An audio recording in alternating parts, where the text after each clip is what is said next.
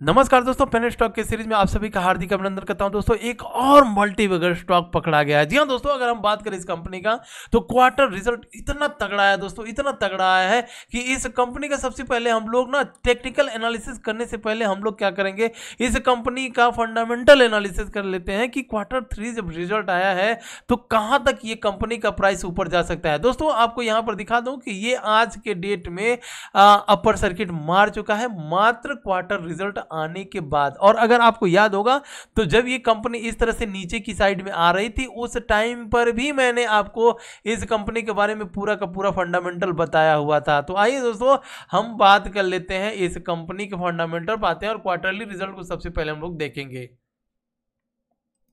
तो दोस्तों आ गया मैं इसके क्वार्टरली रिजल्ट के ऊपर, और क्वार्टरली रिजल्ट में हम लोग देखेंगे कि जिस तरह से इस कंपनी का सेल्स बढ़ा है। जी हाँ दोस्तों, हम बात करें अगर पिछले 2 क्वार्टर को हम लोग देखें तो जून 2021 मतलब जून वाला जो क्वार्टर था उसमें 11.82 करोड़ का सेल्स हुआ था। वहीं अगर हम सितंबर 2021 के सेल्स की बात करें तो 15.53 का सेल्स हुआ दोस्तों। लेकिन दिसंबर 2021 के सेल्स की बात करें तो मैं इसी की बात कर रहा हूं, 17.93 करोड़ का सेल्स इस कंपनी ने दिखाया हुआ है। वहीं दोस्तों अगर हम इस कंपनी को यहां पर देखें नेट प्रॉफिट, तो दोस्तों धीरे धीरे कंपनी कहीं ना कहीं आप देखेंगे इतने क्वार्टर से, मतलब यहां से लेकर के और पिछले कितने क्वार्टर हो गए, 1 2 3 4 5 6 7 8 क्वार्टर तक ये कंपनी प्रॉफिट नहीं कर पा रही थी।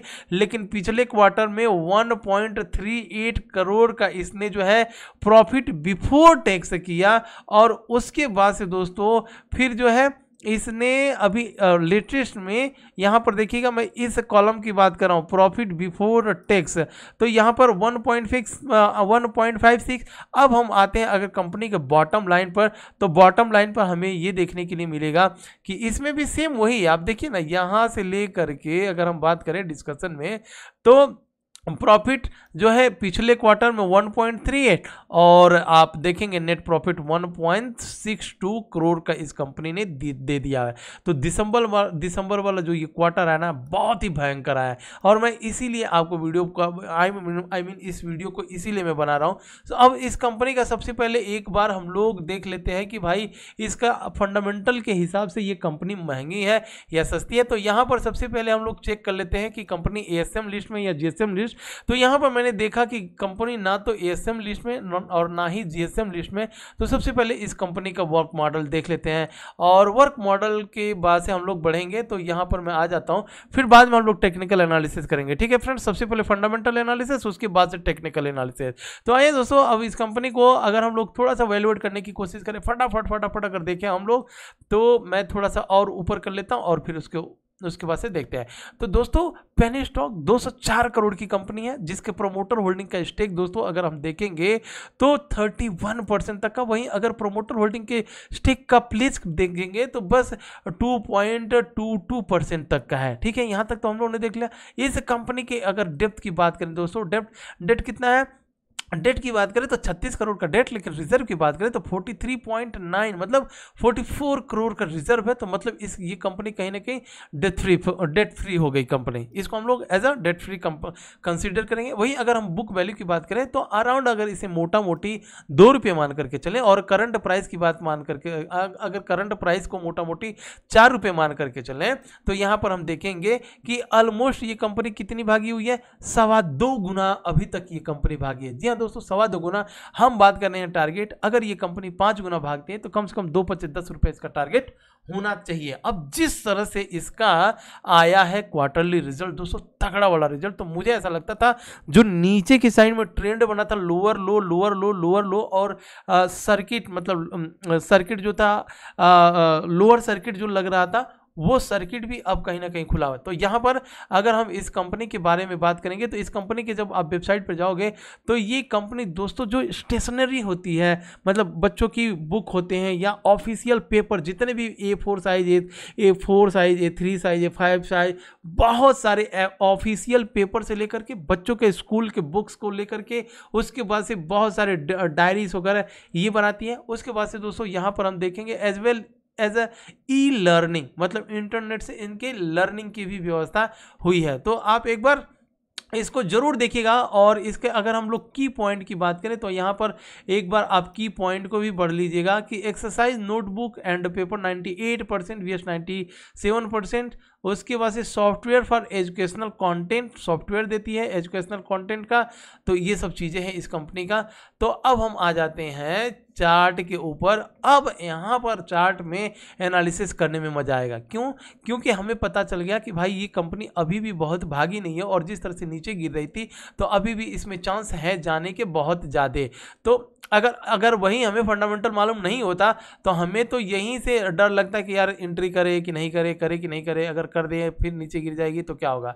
लेकिन अगर यहाँ से फिर नीचे भी गिरता है तो हमें पता है इसका बुक वैल्यू कितना है, इसका फंडामेंटल कितना है, डेब्ट फ्री कंपनी है, बिजनेस हम लोगों ने बिजनेस मॉडल देख ही लिया, तो हमें डरना क्या है। ठीक है दोस्तों, तो अगर हम बात करें यहाँ पर तो हमारे पास इसमें एक सपोर्ट, सबसे पहले हम लोग सपोर्ट लगाएंगे। ठीक है, अब सपोर्ट अगर हम लगाते हैं इस कंपनी में तो सपोर्ट हमारा कहाँ पर रहेगा, ये जो कैंडल बनाई है मतलब 3.98 रुपये का हमारे पास सपोर्ट रहेगा। और जो सबसे पहला टारगेट निकल करके आता है दोस्तों, वो अभी तक का जो ऑलमोस्ट हाई बना करके आया था, तो हम लोग यहाँ पर थोड़ा सा ऊपर आकर के 6 रुपये का पहला टारगेट लगाएंगे।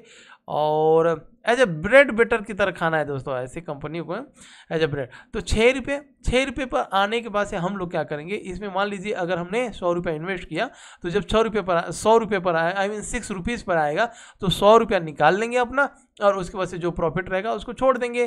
तो ये 100 रुपये के इस यहाँ से मैंने एग्जाम्पल बताया हुआ है, 100 रुपये पर मैंने एग्जाम्पल, क्योंकि यहाँ पर मैं पैसों का नाम नहीं ले सकता और ना ही मैं किसी को बाई और सेल रिकमेंड कर सकता। यूट्यूब बिल्कुल ये सब मना ही करता है दोस्तों। तो आपको अपने ऊपर फंडामेंटल के ऊपर एक बार रिसर्च जरूर कीजिएगा इसके बारे में। और दोस्तों यहाँ पर आप देखे होंगे कि RSI मैंने लगाया हुआ है, तो RSI में हम देखेंगे कि जब ये कंपनी यहाँ पर इस लेवल पर आई थी तो उस लेवल से एक अच्छा खासा प्राइस इसमें मोमेंटम हुआ था। तो वो प्राइस मैंने यहाँ पर देखा तो यहाँ से लेकर के एक अच्छा खासा मूवमेंट हुआ था इस कंपनी में। अब अगर हम लोग फिर से RSI को थोड़ा सा यहाँ पर सीधी लाइन लगाएं तो इसी RSI के पास आकर के यहाँ से फिर से मोमेंटम ऊपर की साइड में निकल चुका है। तो क्या ये Q3 का रिजल्ट आने के बाद से इस तरह से मोमेंटम होता है, देखने वाली बात है। तो हमारे पास सपोर्ट बहुत छोटा सा है, ठीक है, और सपोर्ट मतलब हमारे पास स्टॉप लॉस जब इससे नीचे जाएगा हम निकल जाएंगे, लेकिन इसके ऊपर अगर रह जाता है कंपनी तो एक अच्छा खासा प्रॉफिट भी हमें दे देगी। तो सबसे पहला टारगेट 6 क्रॉस करने दीजिए, उसके बाद से फिर हम लोग आएंगे। तो दोस्तों इसी के साथ लेता हूं मैं विदा। अगर आपको वीडियो अच्छी लगे प्लीज़ प्लीज़ प्लीज़ एक बार लाइक कीजिएगा, और लाइक करने के साथ अब अगर अभी तक आपने चैनल को सब्सक्राइब नहीं किया तो सब्सक्राइब एक बार जरूर कीजिएगा।